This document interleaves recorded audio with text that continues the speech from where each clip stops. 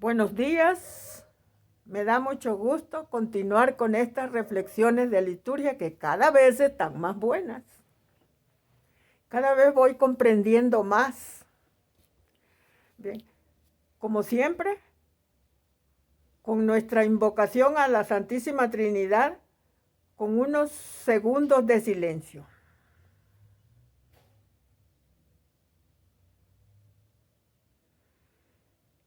En el nombre del Padre, del Hijo y del Espíritu Santo. Amén. Seguimos con el séptimo elemento de la plegaria eucarística: intercesiones. Con ellas se da a entender que la Eucaristía se celebra en comunión con toda la Iglesia celeste y terrena, y que la oblación se hace por ella y por todos los miembros vivos y difuntos, miembros que han sido todos llamados a la participación de la salvación y redención adquirida por el cuerpo y la sangre de Cristo. Los que creemos en Cristo no somos entes aislados. No debemos serlo. Formamos una sola familia. La voluntad del Padre fue constituir de entre judíos y gentiles un pueblo que le reconociera en la verdad, le sirviera con amor y compartiera con él su felicidad. Este pueblo tiene un tronco común, un mismo origen, el mismo Padre que lo crió a su imagen y semejanza. Es el problema de hoy, que el hombre moderno ha olvidado reconocer la procedencia de un mismo Padre. No nos sentimos hermanos. Cristo, el enviado, llevó a plenitud la voluntad del Padre, fundando la Iglesia. Y la Iglesia ya fue prefigurada desde el origen del mundo, preparada admirablemente en la historia del pueblo de Israel. Por eso debemos de conocer la historia de ese pueblo. Y en la antigua alianza, por la efusión del Espíritu. Y esto se va a consumar gloriosamente al final de los tiempos.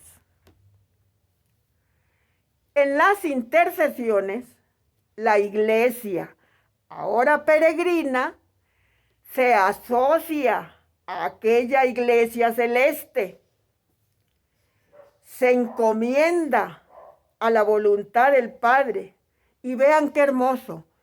Miembros de la Iglesia triunfante, que son todos los santos, ruegan por las necesidades del Papa, los obispos, sacerdotes, ministros y por todo el pueblo de Dios.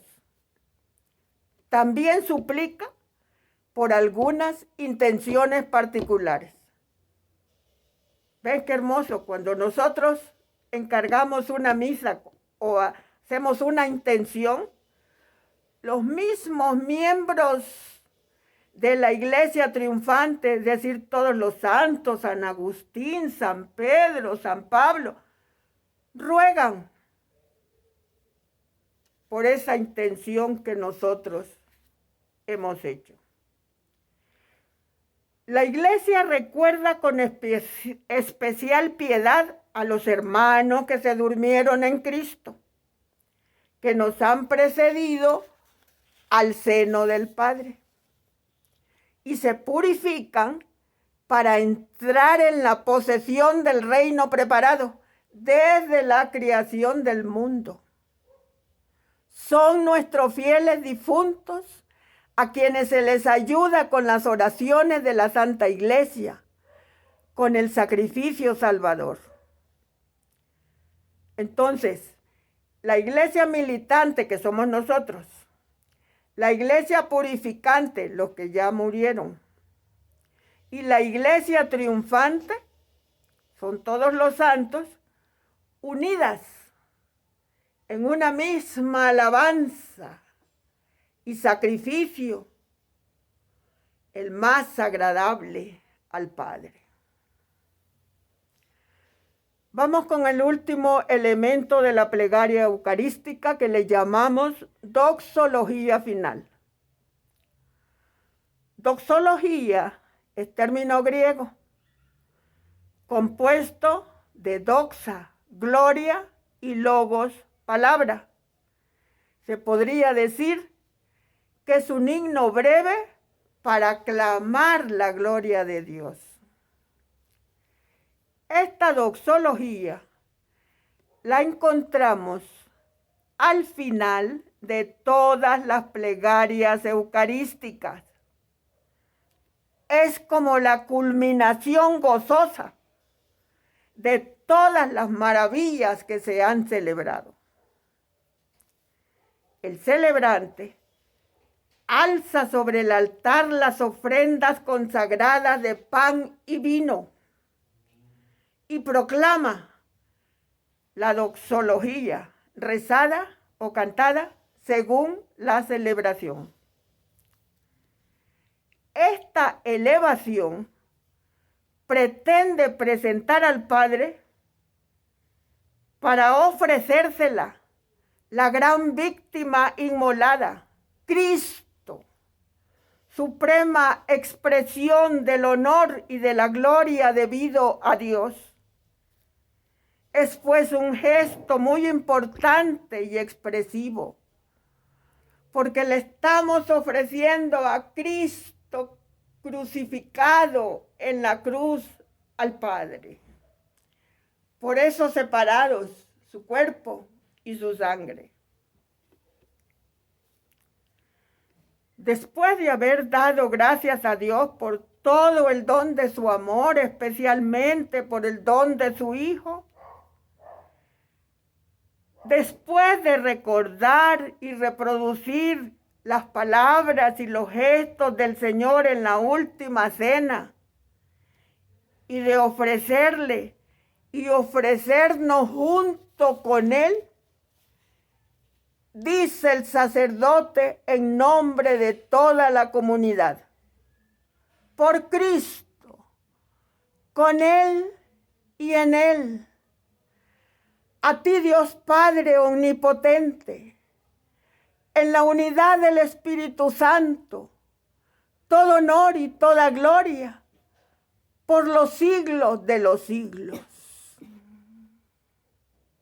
Por Él, con Él y en Él. Tomen en cuenta que aquí entra en función el Espíritu Santo, en el Espíritu Santo. Estas partículas por, con y en nos recuerdan estas tres realidades de Cristo: sacerdote, víctima y altar. Y expresan nuestro compromiso de identificación con Él. Pasemos a la partícula por. Él es nuestro único sacerdote. Todo lo que viene de Dios, por Él nos viene. Y toda nuestra respuesta, por Él llega a Dios. Todos los otros sacerdocios eran intentos, como en las religiones paganas, o esbozo y promesa, como en el judaísmo. Solo en Cristo tienen verdad y plenitud, porque el sacerdocio nuestro, el bautismal, el de todo el pueblo de Dios y el ministerial que se recibe por el sacramento del orden, son participación, cada uno a su modo, del único sacerdocio de Cristo. No podemos ir al Padre. Nadie puede ir al Padre sino por Cristo.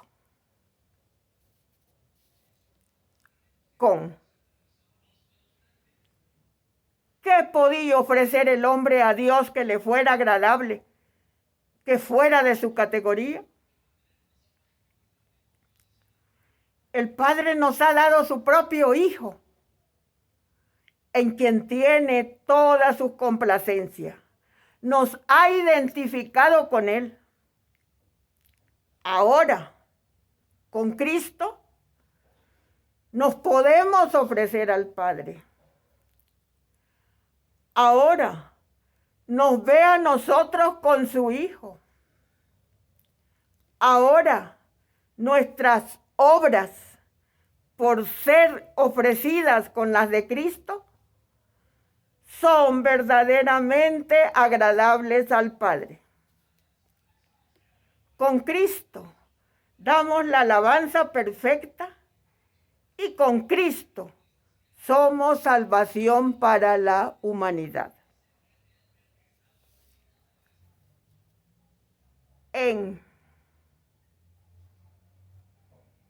Aquí tiene que ver esta partícula mucho con nosotros los laicos. Cristo es el punto de encuentro con Dios. El Espíritu Santo nos da testimonio vital de quién es Cristo. Nos une con Él. Nos identifica con Él. Y en Él podemos ir al Padre. Este es nuestro trabajo como cristianos, el dejarnos hacer del Espíritu que nos identifique con el Señor. Se fijan, he mencionado mucho la palabra identificación, identificar. ¿Qué quiere decir eso de identificar con Cristo? Miren, Cristo tiene cualidades perfectísimas. El Espíritu Santo va haciendo en nosotros esas mismas cualidades perfectas. Y eso es lo que significa identificarnos. Tenemos las mismas características de Cristo, pero solo por medio del Espíritu Santo. En toda la liturgia, pero particularmente en la Eucaristía, se realiza este proceso. Los laicos tenemos la tarea de consagrar el mundo a Dios.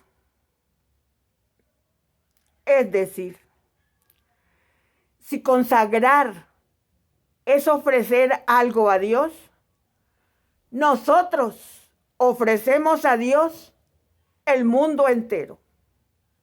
¿Por qué los laicos? Porque los laicos podemos ser adoradores en todo lugar. ¿Y esto cómo lo podemos hacer? Realizando todo lo que hacemos en el Espíritu. ¿Y esto cómo se hace? Fíjense bien, todo lo que hacemos.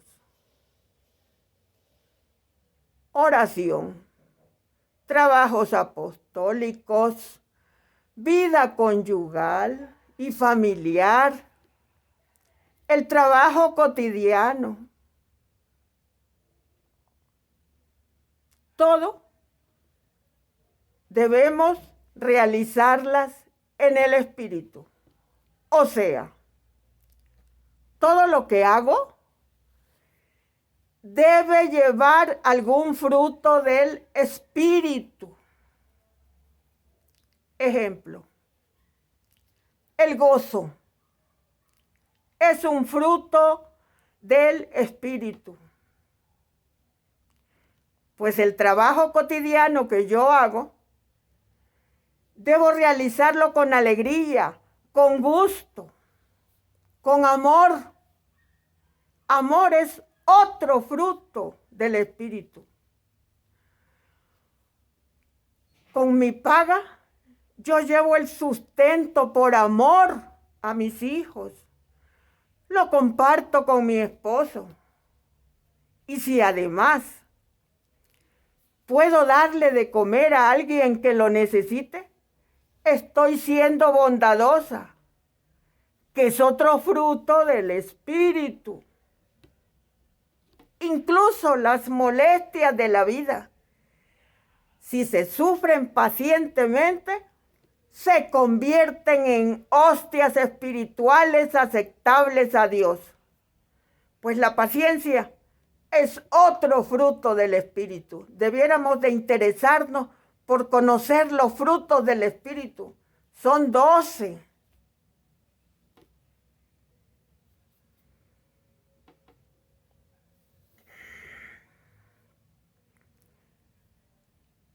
Cristo Jesús comparte con nosotros su sacerdocio eterno, porque Él desea continuar su testimonio y su servicio por medio de los laicos. Para eso nos da su Espíritu. Y el Espíritu nos vivifica. Y el Espíritu ininterrumpidamente nos impulsa a toda obra buena y perfecta. Y todo eso lo conseguimos en la Eucaristía. Entonces, así, todo lo que hacemos en todas partes, porque nosotros los laicos andamos que en el parque, que en el teatro, que en los gimnasios, que en el mar, cosa que los sacerdotes no lo pueden hacer. Por eso Dios confía en nosotros. Y eso solo lo podemos hacer con el Espíritu. No confundamos los dones del Espíritu con los frutos del Espíritu. Entonces, si todo esto lo hacemos santamente y en todo lugar, y ya convertidas en hostias espirituales, se las ofrezco piadosamente a Dios en el momento de la oblación. Si no recuerdan cuál es la oblación, retrocedan un poquito. En los anteriores hemos hablado de la oblación. ¿Y cómo concluimos la doxología final? Con un amén. Estamos en el momento cumbre y final de la plegaria eucarística. Dar gloria a Dios, alabar y ensalzar su nombre. Y los fieles nos unimos respondiendo solemnemente con el amén, que es una exclamación de fe ante el cuerpo y la sangre de Cristo, que el sacerdote mantiene elevados sobre el altar. Cristo es nuestro único mediador entre Dios y los hombres. Mediador significa que está situado en medio. Por eso bendecimos a Dios por Cristo y el Padre nos bendice por Cristo. Y esto lo simbolizamos en esta elevación tan importante. Por eso el sacerdote eleva a Cristo como situándolo entre el cielo y la tierra, para expresar esta función mediadora e intercesora de Cristo por nosotros ante Dios. Este amén debe ser como los franciscanos lo hacían. Por Cristo, con Él y en Él, a ti Dios Padre Omnipotente, en la unidad del Espíritu Santo, todo honor y toda gloria por los siglos de los siglos. Amén. Así decían los franciscanos y nosotros decimos, amén. No, este es el amén más solemne de toda la Eucaristía. Y ya me pasé como 3 minutos.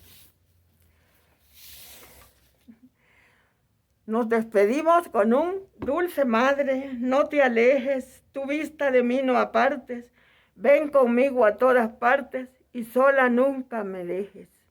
Ya que nos proteges tanto como verdadera madre, haz que nos bendiga el Padre, el Hijo y el Espíritu Santo. Amén. Hasta la próxima.